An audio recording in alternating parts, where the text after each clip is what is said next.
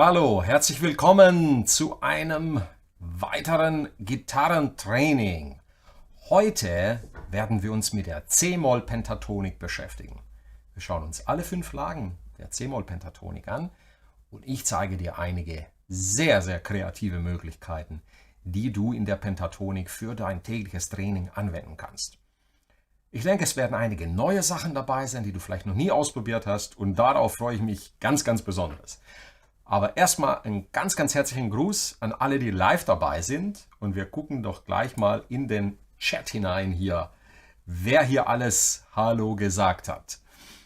Also, super, ganz liebe Grüße an euch alle. Hallo Michael, Jörg, Roland, Jürgen. Super. Ich hoffe, ihr habt alle eure Gitarren am Start. Denn das wäre super, sodass wir gleich gemeinsam einige Dinge anschauen können und einige Ideen auch austauschen können. Ne?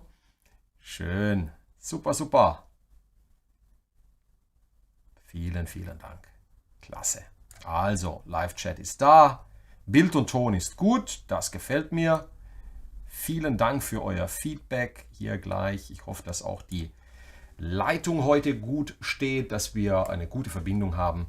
Und dann werden wir gleich loslegen. So, warum die C-Moll Pentatonik? Wir haben doch schon die A-Moll Pentatonik gelernt und ich glaube, ich habe schon Videos gedreht über die E-Moll Pentatonik. Im Grunde genommen sind ja die Übungen immer die gleichen. Ja? Nur für unser Gehirn ist es dann doch wieder eine ziemliche Herausforderung, plötzlich auf der Gitarre in einer anderen Lage zu spielen. Und das mal konsequent einige Wochen zu trainieren, das tut nicht nur deinem Gehirn sehr, sehr gut, deine Fähigkeit, dich auf der Gitarre zu orientieren, sondern es bringt dich aus deinen bequemen Mustern heraus, die du ja immer so in den meisten Fällen in der A-Moll Pentatonik geübt hast. Deswegen heute mal C-Moll, eine sehr schöne Tonleiter, die sehr, sehr beliebt ist in der Musik, oft verwendet wird, sehr gut klingt. Und deswegen glaube ich, die Übungen heute werden für euch ganz gut sein. Also, wir legen jetzt los und starten gleich mal mit den 5 Lagen der C-Moll Pentatonik. Und wir beginnen natürlich hier, ihr seht hier oben diese Kennzeichnung, das ist die Root Note, das ist ein kleines R für den Grundton. Und überall, wo das C auftaucht, hier siehst du es, hier dann nochmal, hier, also in einem Durchgang taucht es mindestens 4-mal auf, in der ersten Position sogar 6, ja, 5-mal, hier, letztes ist eine Wiederholung, ne? 5-mal. Und wie klingt das Ganze im 4/4-Takt? Hören wir mal rein.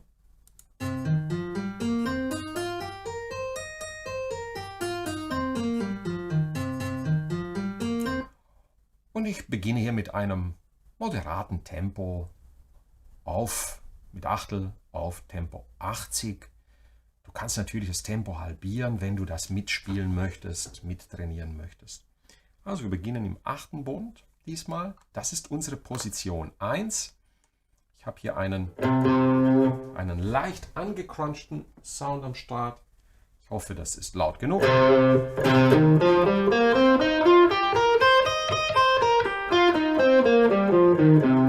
Wir werden heute versuchen, alles, was wir spielen, die Kamera noch ein bisschen hier rüberschieben, alles, was wir spielen, mit Wechselschlag zu spielen. Ne? Also immer schön mit der rechten Hand rauf und runter.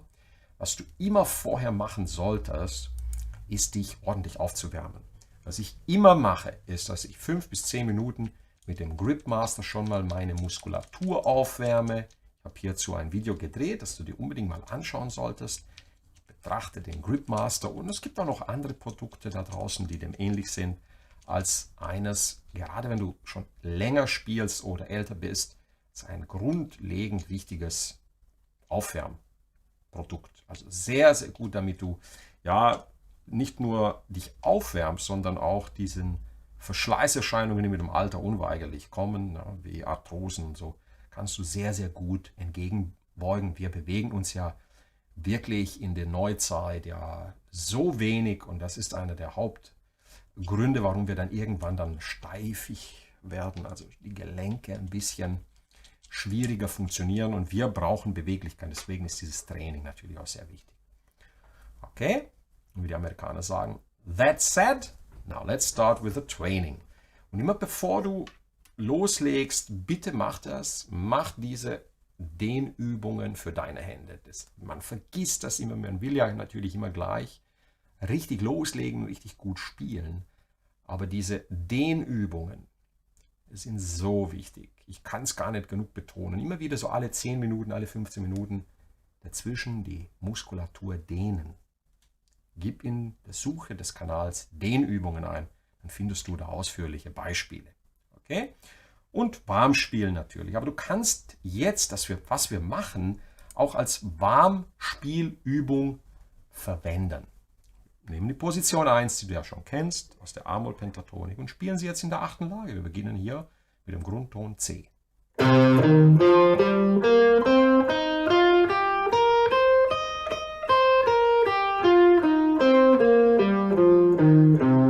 Die ganzen Übebeispiele, die ich dir zeigen werde, sind alle in C. Also da ändert sich gar nichts. Wir werden alle Übungen nachher hier in der Position 1 machen, aber ich bitte dich dann auch, einige davon, die dir liegen, die du gut spielen kannst, auch in der nächsten Position zu spielen. Also die Position Nummer 2, scrollen wir hier noch ein bisschen hoch, beginnt im 11. Bund, da wo jetzt dein kleiner Finger ist, und dann hast du diese Form.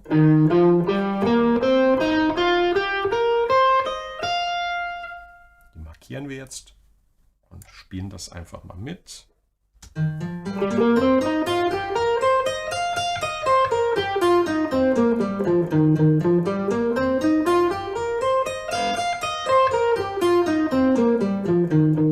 und es sind immer 2 Wiederholungen. Du kannst es natürlich auf Endlosschleife stellen in der Guitar Pro Software. Ich verwende die Guitar Pro 7 Software. Das ist die Software Nummer 1, die es weltweit gibt. Um mit Tabulaturen zu arbeiten und zu trainieren. So, gucken wir uns gleich Position 3 an. Und für Position 3, ich will jetzt nicht hier hochgehen, gehe ich mal runter, hierhin in den 1. Bund. Ja, man kann sie auch, also man kann sie hier oben spielen. Oder hier unten.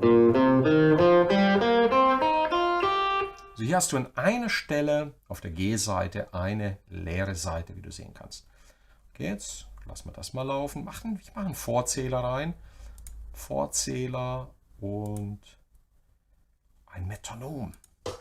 2, 3 und.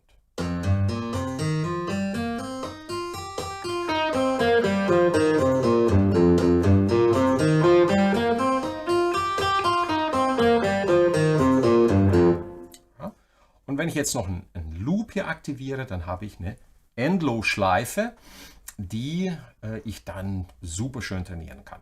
Tempo kannst du natürlich auch halbieren, um das zu üben. Das wäre jetzt Position 3, hier unten gespielt. Ja, das ist also die erste Möglichkeit auf der Gitarre.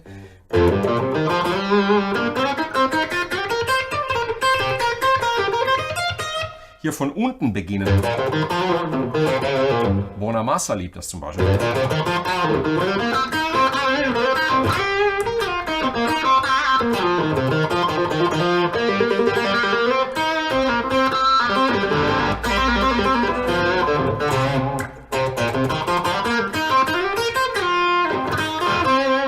Da kann man wunderbar hier unten auch mit der Spaß haben, zumindest mit diesen ersten 3 Seiten. Und dann geht man rüber in die Position 2, die schauen wir uns, also Position 4 in diesem Beispiel, die schauen wir uns jetzt an. Beginnend im 3. Bund, Root Note, also der Grundton hier ist das C auf der A-Seite. Und diese Lage geht so, wir beginnen mit den 2 großen Schritten, die ähnelt der Position 1.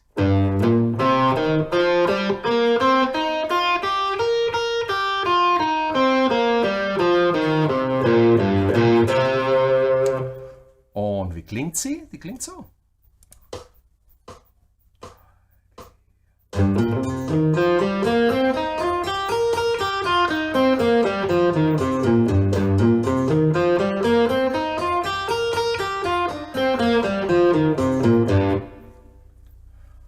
Und dann noch eine Position, die Position Nummer 5. Die haben wir hier. Und die liegt hier genau vor unserer ersten Lage. Wir haben die 2 kleinen Schritte. Gehen nach links, machen 2 große, also 3 Halbtöne und nochmal 2 kleine. Und das ist die sehr, sehr gut zu spielende, aber sehr vernachlässigte Position. Die sollte man nicht vernachlässigen.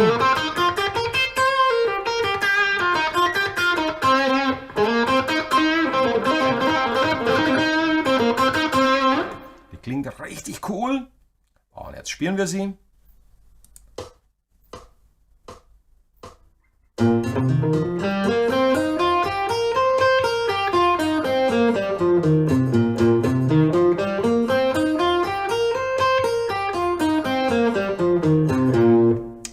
Das waren alle 5 Positionen der C-Moll Pentatonik. Du kannst jetzt natürlich, wenn du die erste Lage gespielt hast, dann hier die zweite, rübergehen, die dritte hier spielen, die vierte hier und die 5. hier. Ja? Ab und zu muss man gucken. Und bei einer 24-Bund-Gitarre würdest du sogar die Position 1 nochmal spielen können, eine Oktave höher. Also so kannst du alle Lagen der C-Moll Pentatonik auf der Gitarre mal trainieren. Es gibt dir ein ganz, ganz anderes Gefühl und du wirst merken, das ist gar nicht so einfach, weil du so gewohnt bist, in A-Moll zu spielen. Das nächste, was du dann machst, beginnst mit einem Training. Und die einfachste Variante des Trainings in der Tonleiter sind Triplets, Triolen. Die Tonleiter in Triolen sieht dann folgendermaßen aus. Hierzu habe ich dieses Beispiel aufgenommen. So, das hören wir uns jetzt mal an. Und das ist etwas, was gut funktioniert, sehr, sehr oft in Blues und in der Rockmusik angewendet wird. Und einer der ganz bekannten, schnellen Läufe, die alle Gitarristen auf der Gitarre verwenden, immer so zwischendrin. Und diese Triolen solltest du in allen 5 Lagen trainieren. Aber jetzt erstmal Position 1. Achtung.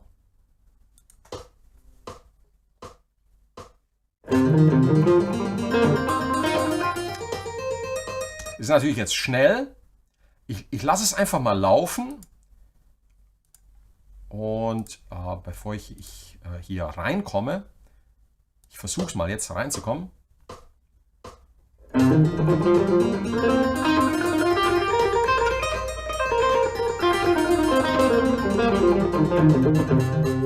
Das ist natürlich etwas, was du, wenn du es mit der Maschine hier trainierst, dann natürlich das Tempo halbierst. Ich halbiere jetzt mal das Tempo auf 40 BPM und das ist dann wesentlich angenehmer. Und dann starten wir das Ganze nochmal.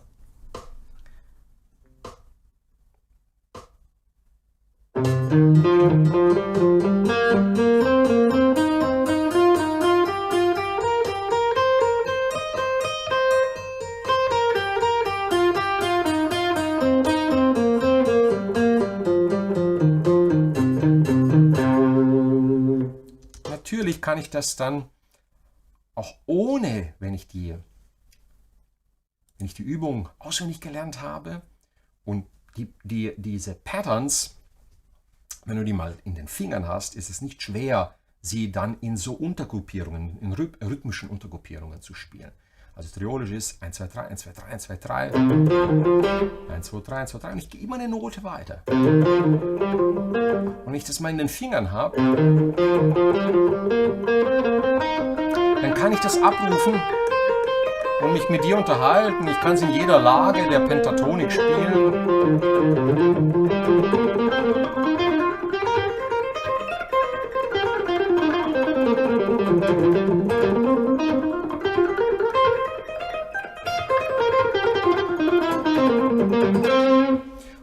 so will ich, dass du das dann trainierst. Also dass du zumindest die Triplets, also diese super cool klingenden rhythmische Unterteilung, dass du die in allen Lagen, also zumindest mal in der ersten richtig auf Tempo bringst. Das wäre großartig. Das pusht dein Gitarrenspiel enorm, ja, und macht dann natürlich auch richtig Spaß. Ne? Das sind auch so die schnellen Läufe, die ihr zum Beispiel bei Gary Moore hört. Bei Still Got the Blues, wenn ihr hier richtig oben hier das ist alles super, super cool und macht auch tierisch Spaß. Also zumindest mal die Triplets, das ist ein Muss, würde ich sagen. Ne? Die solltest du dir drauf schaffen. Okay? Jetzt machen wir ein paar Beispiele, die ihr vielleicht in der Form noch nie probiert habt. Wir schauen mal, ob ich euch da noch ein bisschen begeistern und überraschen kann. Also das war jetzt die Tonleiter in Triolen. Und kannst du in allen Positionen. Ich gehe jetzt mal in Position 5, also eine nach links, die 2 kleinen Schritte, 2 großen und 2 kleinen und spiel mal hier die Triolen, dass du siehst, wie das funktioniert.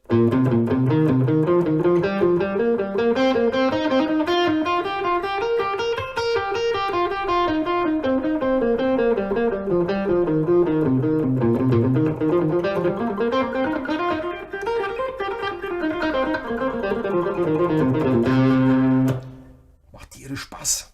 Ja.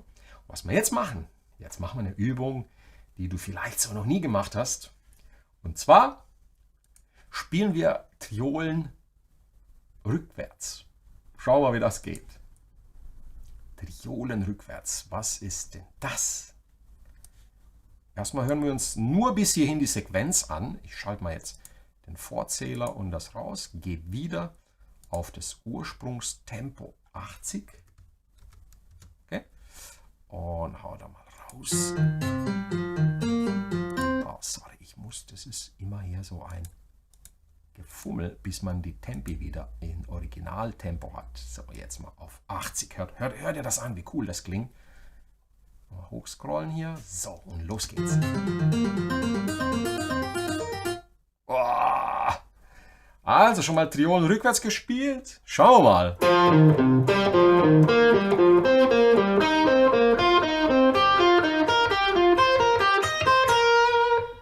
Jetzt natürlich ja weiter bis hierhin und dann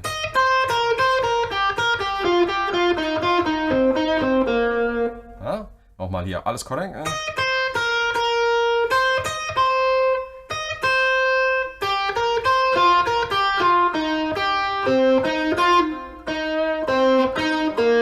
Ich muss hier aufpassen.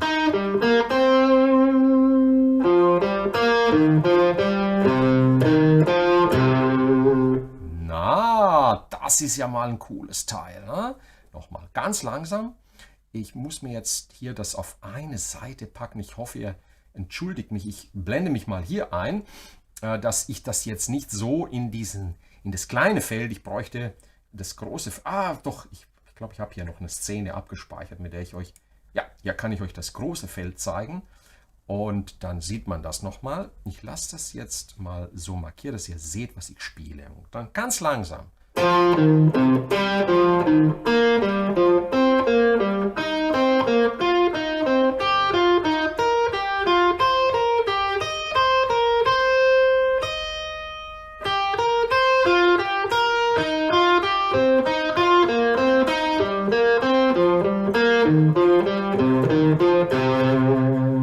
Ist das cool, ne?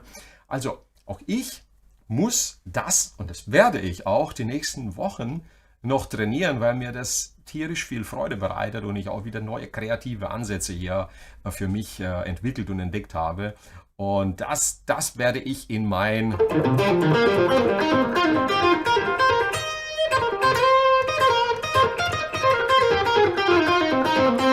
Repertoire reinpacken, weil ich komme dann so ein bisschen aus den ewig gleichen Mustern, die ich gespielt habe, mal ein bisschen raus und habe da viel Freude dabei. So, das waren Triolen rückwärts. Nochmal ganz langsam, dass ihr das nochmal beobachten könnt, wie das funktioniert. Also was mache ich? Ich beginne mit nicht hier, sondern ich beginne rückwärts.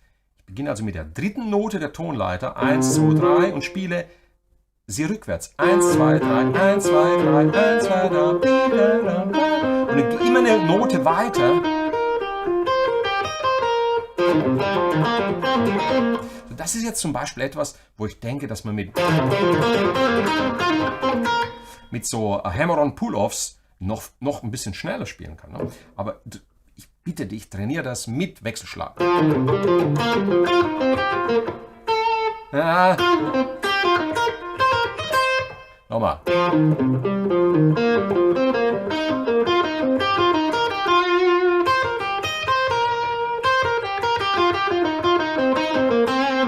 Macht tierisch Spaß. Und das waren Triplets rückwärts gespielt. Okay, ja, jetzt kommt das allseits beliebte Vierer-Pattern. Sehr, sehr oft verwendet von Eric Clapton.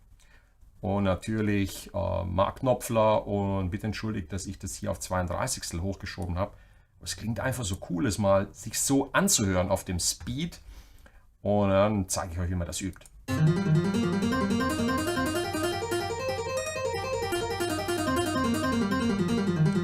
Yeah!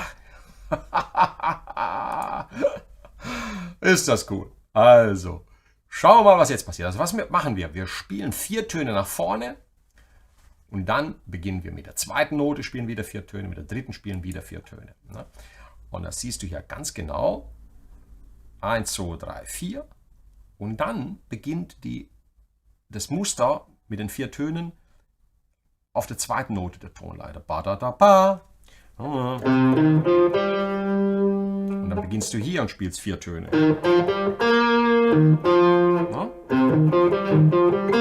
Und dann auf der dritten Note und wieder 4 vor. Dann gehst du hoch von hier. Das Muster klingt dann so.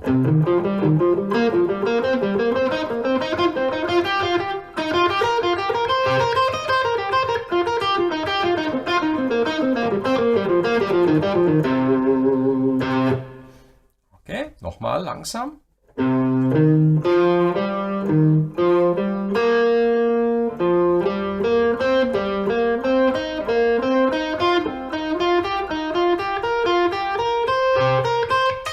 dann 1, 2, 3, 4, 1, 2, 3, 4, 1, 2, 3, 4, 1, 2, 3, 4, 2, 3, 4, 1, 2, 3, 4, 1, 2, 4, 1, 2, 3, 4.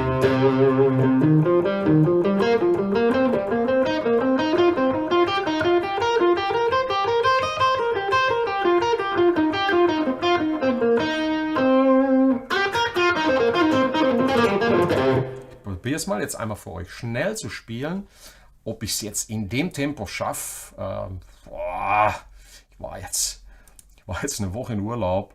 Ich hatte zwar meine Gitarre dabei, aber sowas habe ich natürlich nicht üben können, sondern ich habe mehr so ein paar Lieder gespielt, die Leute ein bisschen unterhalten und Spaß gehabt. Aber auf dem Tempo ist natürlich brachial. Ich versuche es trotzdem einmal, just for fun.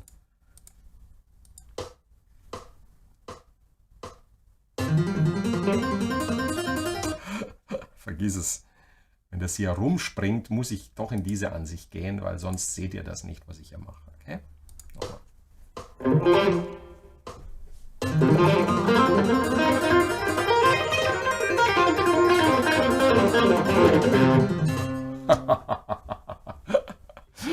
Ja, also das ist so auch das Spitzentempo, was ich jeweils erreichen würde.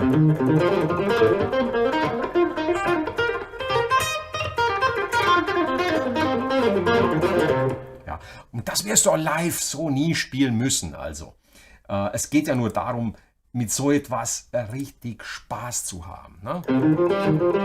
Und wenn du jetzt so etwas trainierst, ein neues Pattern in deine Finger bekommen willst, dann übe das als erstes nur zweimal hintereinander. Ne? Also, und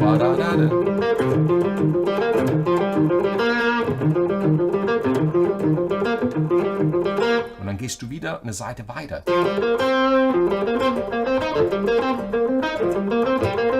Gleich mit den Triolen. Wenn du die Triolen übst, übst nur auf 2 Seiten.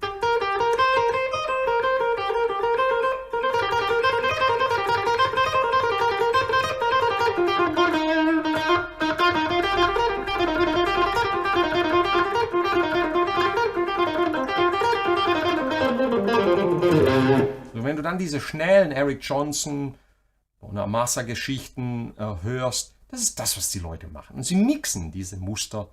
Kommt noch ein Fünfermuster. Aber jetzt wird es interessant. Für dein Ohr, das hast du ja schon mal von mir gehört. Also die Triolen, vielleicht nicht die Triole rückwärts gespielt mit den... das noch nicht. Aber die Triole und das Vierer-Pattern, das sind zwei Muster, die sind absolut das Beste, was du trainieren kannst. Und ab hier wird es jetzt einfach nur ein bisschen interessant und innovativ. Mit neuen Ideen für euch da draußen, wenn ihr schon die Muster gespielt habt. Jetzt machen wir ein Vierer-Pattern mit Quarten. Hört euch das mal an, wie cool das klingt.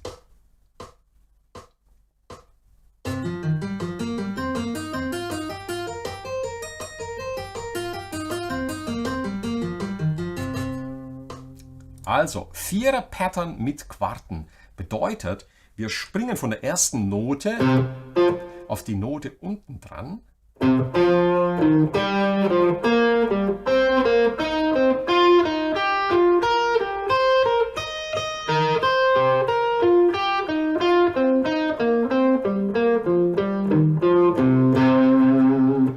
Also wir spielen vom Grundton auf die darunterliegende Quarte und gehen dann hier aufs C und spielen die nächste. Und das ist dieses berühmte intervallische Spielen, das man kennt von Gitarristen wie Elk Johnson oder Joe Bonamassa macht es gerne. Oder Carl Verheyen zum Beispiel, Supertramp-Gitarrist. Der macht diese Sachen sehr gerne. Steve Vai zum Beispiel macht, ich habe nachher noch ein Beispiel mit Quinten, das ist typisch für Steve Vai. Aber das ist jetzt eine Übung, die es in sich hat. Und so etwas bitte ganz langsam trainieren. Und mit ganz langsam zeige ich, was ich meine.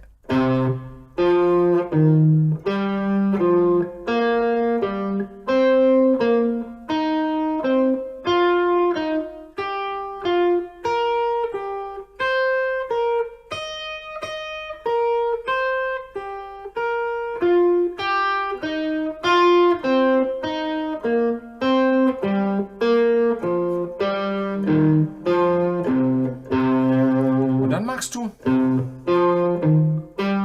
nur eine leichte Temposteigerung.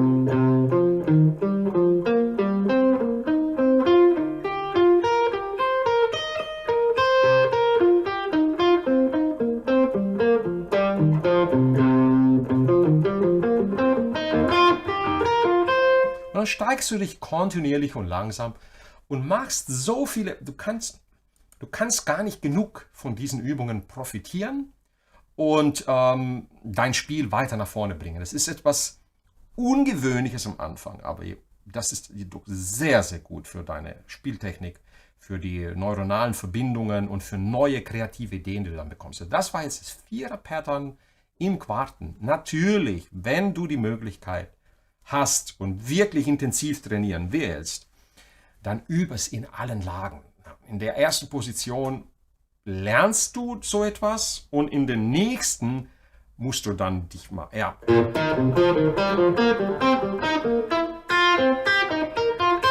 dich erstmal richtig wieder einordnen und so, wenn du dann diese Übungen in allen 5 Lagen machst, du wirst so unglaubliche Fortschritte machen, das kannst du dir gar nicht vorstellen. Und das war jetzt Vierer in Quarten. Dann habe ich hier noch ein Beispiel für dich mit einer kleinen Richtungsänderung, die ich dir gleich erkläre. Aber erst hören wir sie uns an. Die klingt folgendermaßen.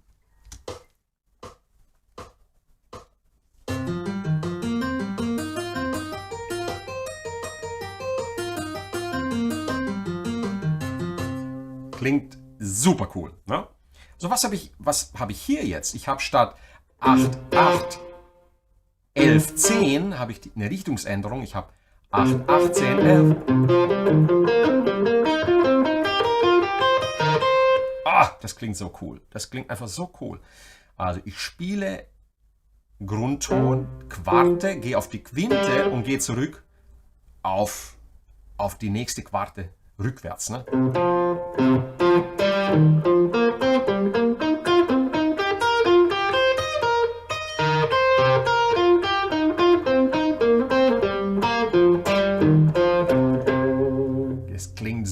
so cool. Und das ist nur eine kleine Richtungsänderung, die einen ganz anderen Klang erzeugt. Und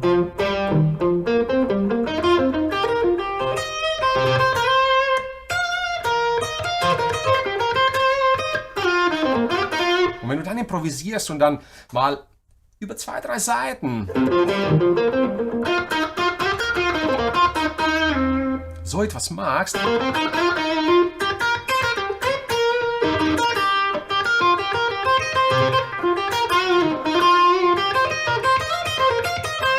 und dann weiter improvisierst, dann hast du einen ganz, ganz neuen, tollen, kreativen Sound und du klingst wirklich, naja, wie die Profis. Ne? Dabei hast du ja nichts anderes gemacht, als dass du ein schönes Übebeispiel, das du trainiert hast, dann intuitiv in deine Improvisation reingepackt hast und es klingt in der Pentatonik sehr, sehr cool. Nächstes Beispiel ist ein Klassiker schlechthin mit String Skipping. Was bedeutet String Skipping?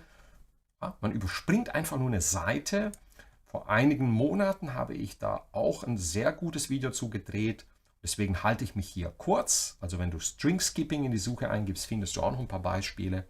Und was mache ich hier?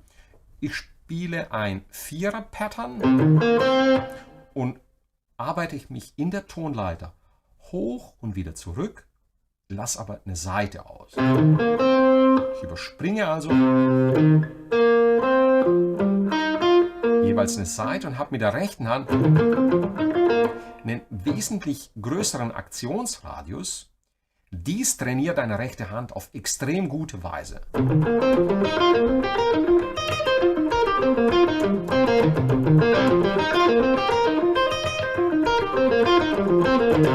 Natürlich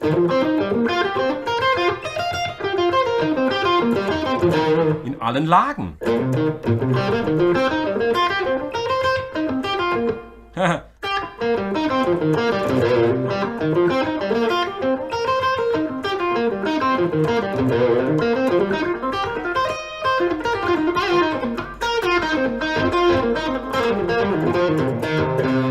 Und dann beendest du das und dann klingst du super, super, super professionell. Das ist jetzt zum Beispiel etwas, was Bläser sehr gerne machen. Die spielen viel intervallischer wie wir Gitarristen. Wir schleichen uns immer so von wie die Blues, so relativ linear, die Tonleiter rauf und runter. Aber dieses, das hörst du wesentlich mehr bei den Blasinstrumenten, zum Beispiel dieses Überspringen von Tönen auf Oktavierungen und eben diese Intervalle Quarte und Quinte. So, 4er-Pattern. Und das ist jetzt die schwerste Übung für heute. Und danach gibt es nur noch ein paar Variationen, dann sind wir durch. Das, was jetzt kommt, ist schwer. Und da musst du dir richtig Zeit lassen. Das ist jetzt ein 4er-Pattern, also jeweils 4 Töne in Quintenschritten. Klingt extrem cool. Hören wir es uns erstmal an.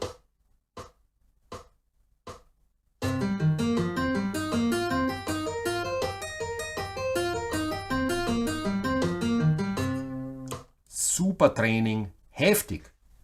Ich zeige es euch gleich. Wie gesagt, auch ich muss das noch richtig trainieren. Ich möchte es euch jetzt nur zeigen, wie es aussieht.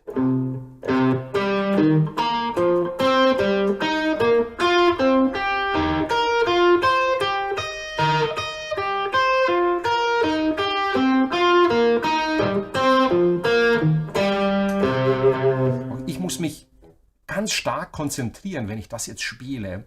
Und jetzt könnt ihr gleich mal mein Konzentrationsgesicht sehen, wenn ich hier dieses Muster, weil ich muss es hier von der Tabulatur ablesen. Und ich kann es bei weitem noch nicht auf dem Tempo spielen. Also das ist jetzt etwas, was ich die nächste Zeit trainieren möchte. Und das macht mir auch tierisch Spaß. Also.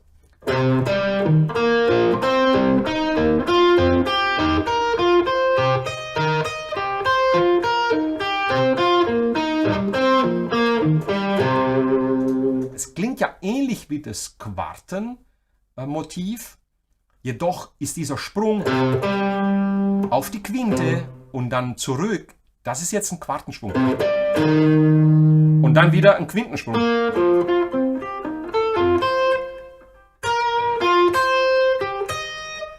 Klingt cool, klingt einfach cool. Also ein 4er-Pattern in Quinten.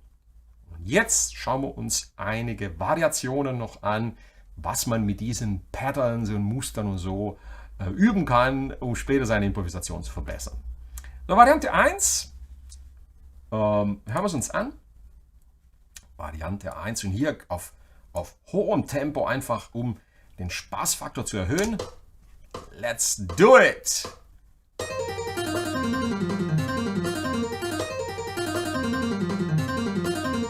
Wow, das klingt schon ein bisschen so nach Slash, was wir hier gehört haben. Und es ist leichter, wie ihr vielleicht denkt. Also.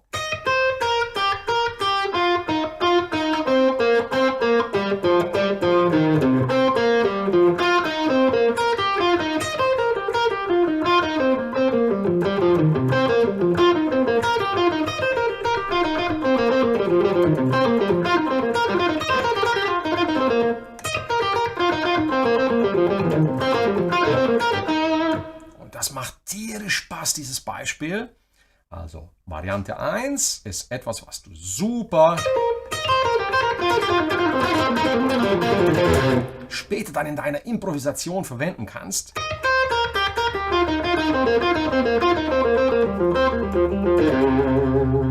Und es klingt so cool.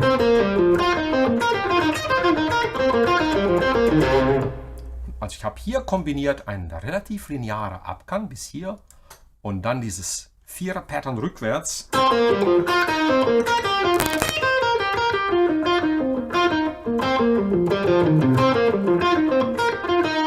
Ich hoffe, das macht euch genauso viel Freude wie mir. Variante Nummer 2. Und hier sind jetzt einige knifflige Sachen dabei, die noch kommen. Hören wir uns mal an. Ich gehe mal im Tempo auf Tempo 60, sodass es dann noch ein bisschen besser zu hören ist, okay? Also hört mal rein. Ich hoffe, dass es jetzt übernommen hat. Manchmal übernimmt es. Jetzt beim zweiten Durchgang ist es auf 60 gegangen. Aber ich werde jetzt mal das komplette File, die Masterspur sozusagen hier, auf 60 runterziehen. So. 80 und los geht's. Na, jetzt mal, ihr seht schon, das ist als immer so ein Gepfriemel hier. Also gehe ich mal ein bisschen zurück hier und dann machen wir die Markierung raus. Das war der Grund, warum das Ganze. Schnappen uns das komplette File und ziehen es auf 60 BPM runter. So. Ja, los geht's.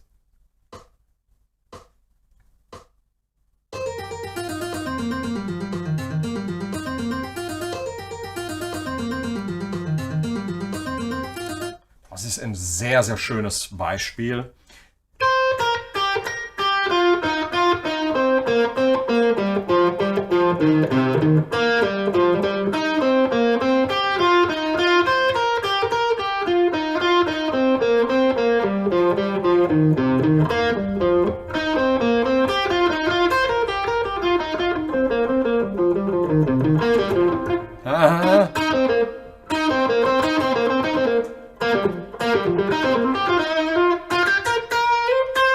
Verleitet super, damit Spaß zu haben. Nochmal langsam.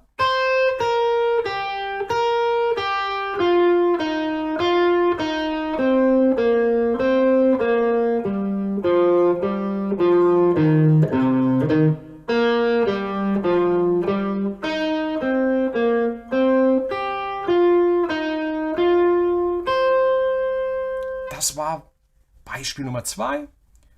Eine weitere Variante. Hören wir uns die mal an.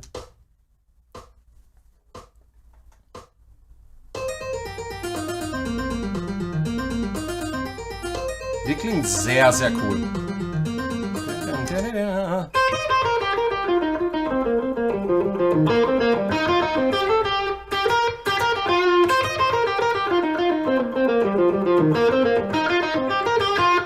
Die gefällt mir richtig gut, ne? Und das ist auch so etwas Wichtiges als Information. Wenn dir ein oder zwei der Varianten richtig gut gefällt und du kriegst die schnell in deine Finger rein, dann bleib bei der, wiederhol die 50 Mal, 100 Mal, bring die auf Tempo. Das ist ein Hinweis, mit was du starten solltest. Wenn dir die Triole gut liegt, dann trainier die richtig, richtig stark und dann kommst du zurück und nimmst dir die nächsten Übungen mit Vierer-Pattern und den Mischungen aus Quarte, Quinte und so weiter. Also das war jetzt ein sehr, sehr cool klingendes Beispiel. 2 habe ich, glaube ich, noch. Eine weitere Variante, die ist ein bisschen tricky. Die Variante 4. Hören wir uns die an.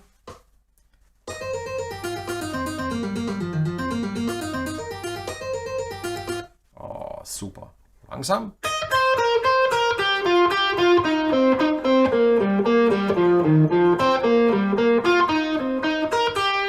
So, nur wenn du die Übungen vorher gemacht hast, werden dir diese Übungen relativ gut zur Hand kommen.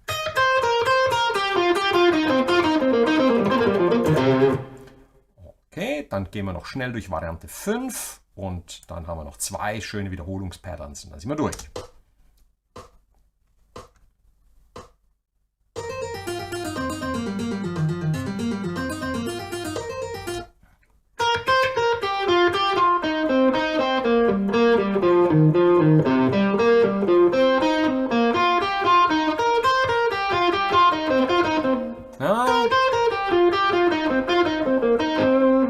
Und der Klang ändert sich auch, wenn etwas schneller wird, dann ändert sich der Sound.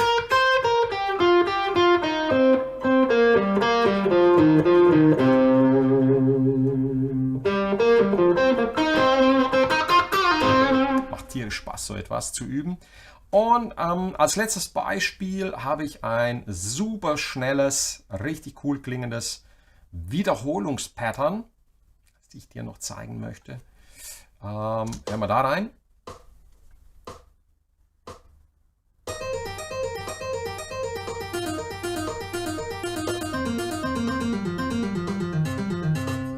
Das ist etwas, was zum Beispiel Slash auch oft macht. Genau so etwas.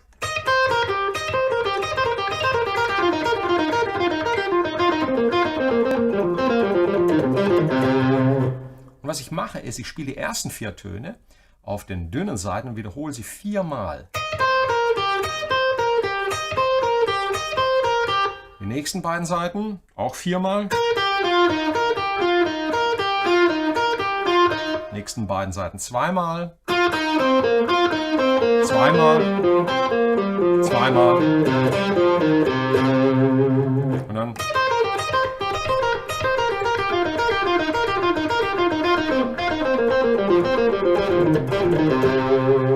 super coole Übung. Und das super Training für deine rechte Hand, wenn du das mit Wechselschlag trainierst. Last but not least möchte ich euch das nicht vorenthalten. Ich habe extra schon 1 oder 2 Videos zu dem Thema gedreht. Das 5er-Pattern rückwärts, das ist das typische Joe Bonamassa, Eric Johnson Pattern, das so cool klingt, aber viel, viel Geduld braucht und viel, viel Training.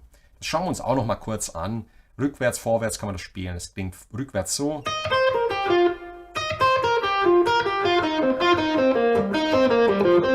Wir müssen uns einmal an. Und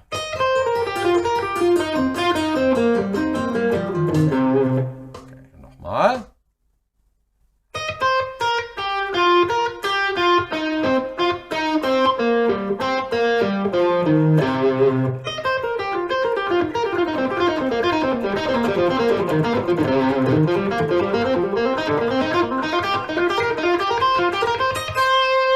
Das war das 5er-Pattern.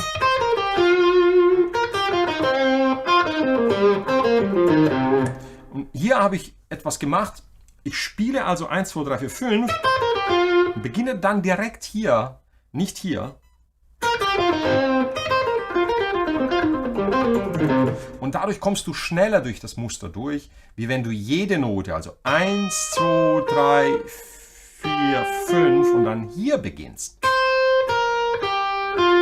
Und dann die dritte Note 5.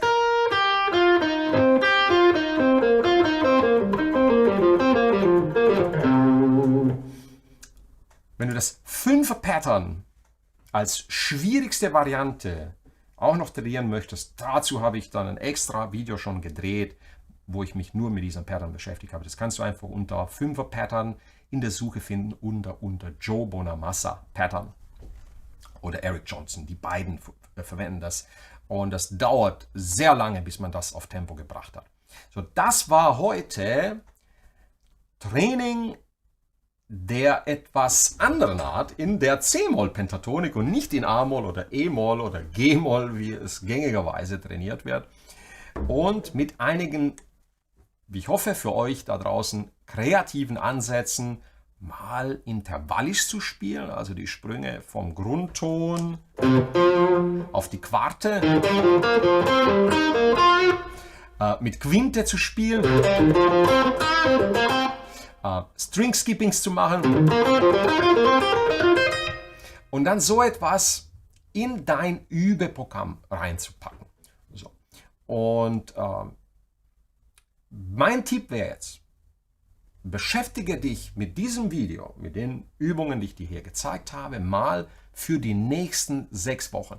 Trainiere in der C-Moll Pentatonik für die nächsten 6 Wochen und berichte mir hinterher oder schreibe mir unter diesem Video und analysiere selbst, was es mit deinem Spiel gemacht hat. Also 6 Wochen sind nicht zu viel. Fokussiere dein Training auf die 5 Muster der C-Moll Pentatonik und trainiere die jetzt mit diesen Beispielen. Schnapp dir die Triolen, schnapp dir die Muster, die dir am schnellsten zur Hand gehen, trainiere die. Und mit trainieren meine ich, übe sie 10, 50, 100 Mal, wiederhole das auf einem Tempo, ganz langsam und geduldig und lass keine Fehler zu.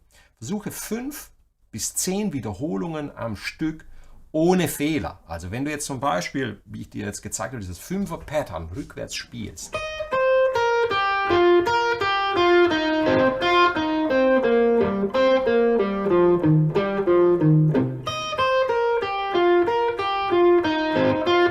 dann spiel es auf so einem gemütlichen Tempo, dass du 5 Wiederholungen mit dem Metronom schaffst, ohne Fehler. Wenn noch Fehler drin sind, gehe im Tempo um 5 bis 10% runter, sodass du 5 Wiederholungen sind minimal, 10 sind die Wiederholungen, die die Profis machen. Also der Profi sagt, wenn ich es 10 Mal hintereinander auf einem ordentlichen Tempo fehlerfrei spielen kann, dann habe ich das Muster in meine Finger hinein programmiert.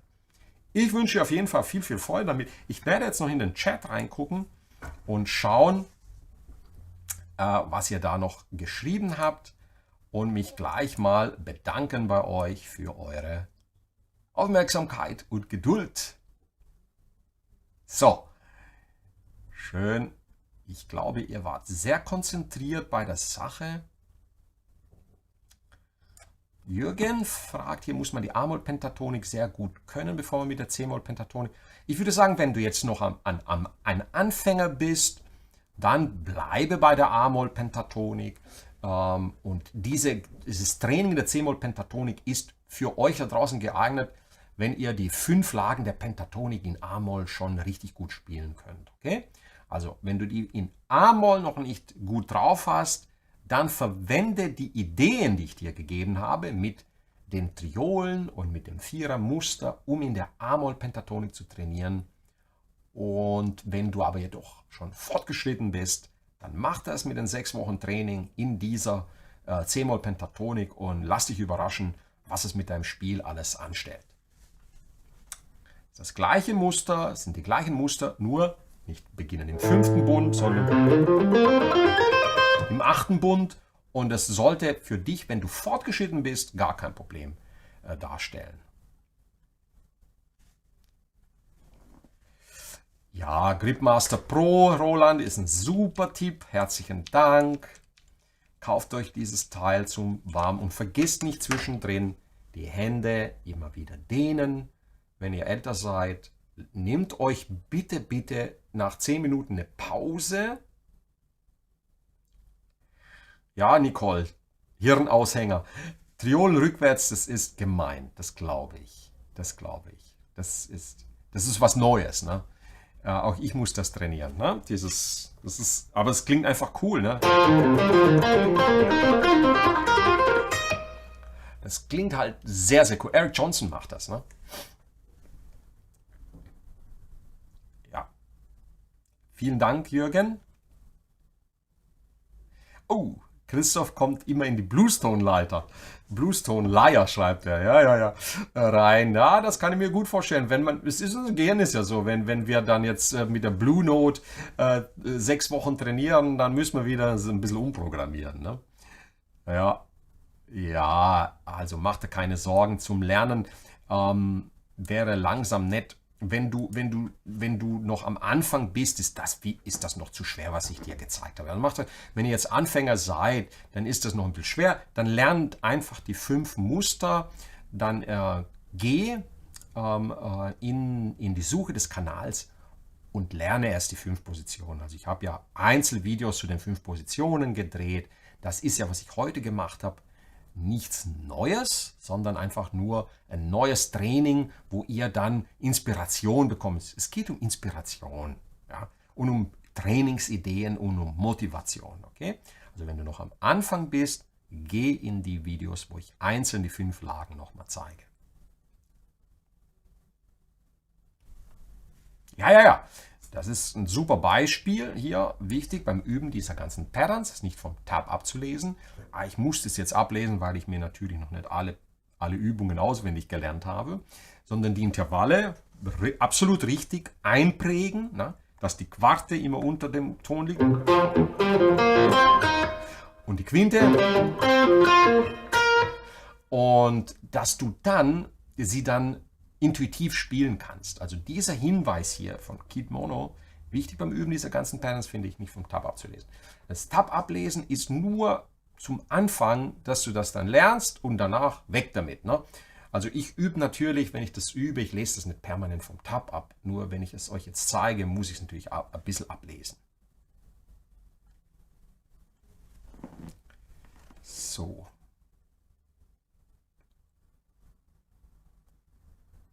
Saiten abdämpfen, ja, kann man machen, das klingt gut. Welcher Ton bei C-Moll ist die Blue Note? Nun, die Note Blue Note in der C-Moll Pentatonik ist an der gleichen Position. Schau mal hier. Die Blue Note ist immer zwischen der Quarte und der Quinte.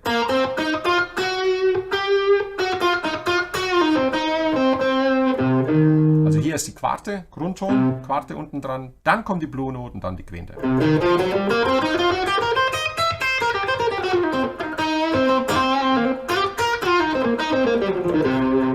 Okay, also immer du kannst es gut merken, die Blue Note, wenn du das C hier spielst und dann auf die nächste Seite gehst, einen Halbton weiter. Ba, sehr spannungsgeladen. Ba. Früher im Mittelalter nannten sie das die Teufelsnote, ne? Weil sie so viel Spannung aufbaut. Ba, mit der Quinte, ba, mit der Quarte, ba, Terz, da, Mollterz, da, ba. Hier ist die Blue Note. Yeah. So. Baxi, oh, das war süß. Was bin ich froh, dass ich erst bei der A-Moll Pentatonik Position 2 bin. Dachte schon, nach der A-Moll kommt nichts mehr. Ja, doch. Das kommt, aber wisst ihr was? Als Gitarrist muss euch doch Folgendes sehr deutlich ins Bewusstsein kommen. Ne? Wie gut wir es eigentlich haben im Vergleich zu allen anderen. Wir lernen einen bestimmten Fingersatz und können den einfach verschieben. Auf dem Klavier muss jemand, der diese Patterns, ne, nehmen wir mal jetzt triolisch.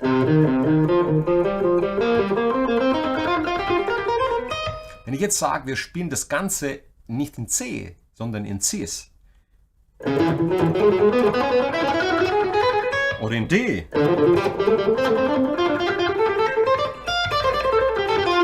Dann schiebe ich das auf der Gitarre nur einen Bund weiter.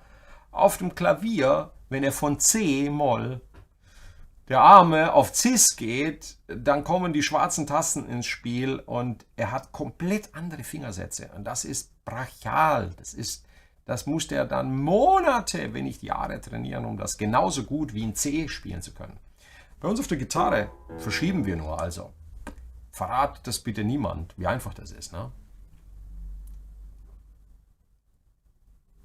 So, herzlichen Dank, Nicole. Vielen Dank für die Spende. Keep it up. Ja, thank you. Thank you, thank you. Mir brummt zwar der Kopf, aber jede deiner Übungen bringt mich weiter. Ja, dieses Brummen im Kopf, Michael, ist normal. Ne? Immer wenn wir etwas neue Muster lernen und sozusagen unser Gehirn neu vernetzen, neu programmieren, ist eine normale Sache. Ja, aber es tut dir gut. Ne? Eins kann ich dir sagen. Zu guter Ernährung und gute Bewegung im Alter, das Spielen eines Instrumentes, das Lernen eines Instrumentes ist das Beste, was du gegen jede Form von Gehirndemenz und irgendwelche Schwierigkeiten, die man da bekommt, machen kannst. Das ist das Beste. Und wenn der Kopf brummt, ist das ein super Zeichen, dass dein Gehirn richtig, richtig gut arbeitet. Also, da könnt ihr, wenn euer Kopf brummt, bin ich glücklich.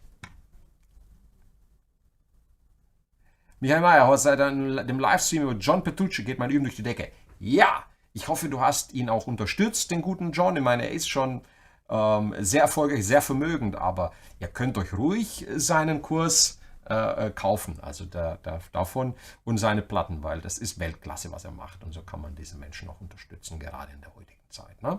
Also von John Petrucci, Rock Discipline, fantastisches Buch. Ne?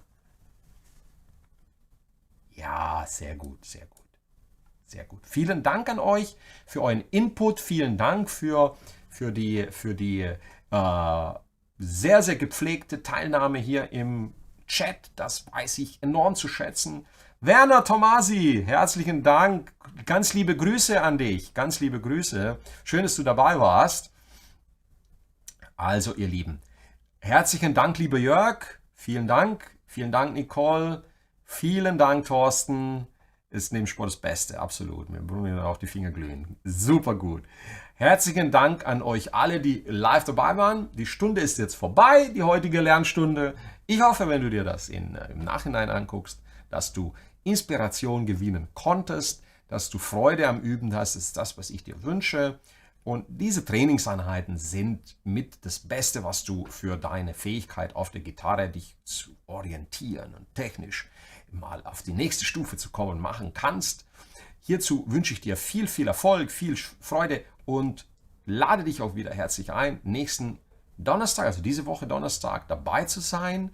Auf vielfach an mich herangetragenen Wunsch von euch da draußen werde ich ich beschränke mich auf meine drei Lieblings- oder wichtigsten Gitarren, ihr könnt euch vielleicht schon vorstellen, welches die sind, werde ich euch am Donnerstag vorstellen und ich habe einen Gast am Donnerstag und zwar den Thomas Manita, der schon hier bei mir war und schön mit mir gespielt hat, Blues gespielt hat, ein ganz toller Blues-Gitarrist und er wird auch einige, ich weiß nicht wie viele, aber 3 auf jeden Fall seiner Lieblingsinstrumente bringen und wir werden euch verraten, warum das unsere Lieblingsinstrumente sind, was sie für uns bedeuten, wie sie uns im Live-Betrieb unterstützt und begleitet haben, warum wir uns für diese Instrumente entschieden haben.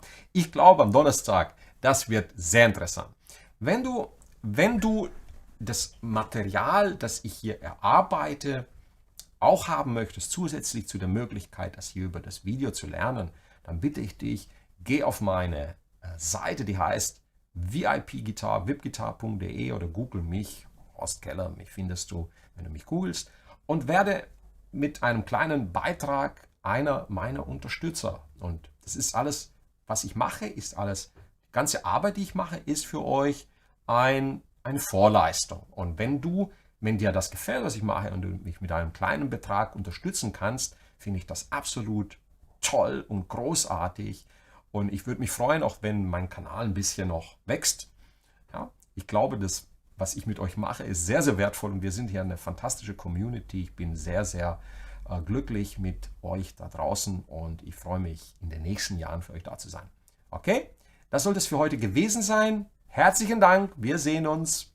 Bis dann. Viel, viel Spaß wünsche ich euch noch mit den Übungen. Und bevor du gehst, würde ich mich freuen, wenn du hier diese Glocke läutest, sodass du informiert bist auf dem Kanal, wann ich wieder live bin. Und natürlich ein Abo wäre fantastisch. Komm auf meine Webseite Und wenn du schon auf Patreon bist, das ist die zweite Variante, kannst du die auch aussuchen, kannst du mein Unterstützer werden. Ich würde mich sehr, sehr freuen. Herzlichen Dank. Bis bald.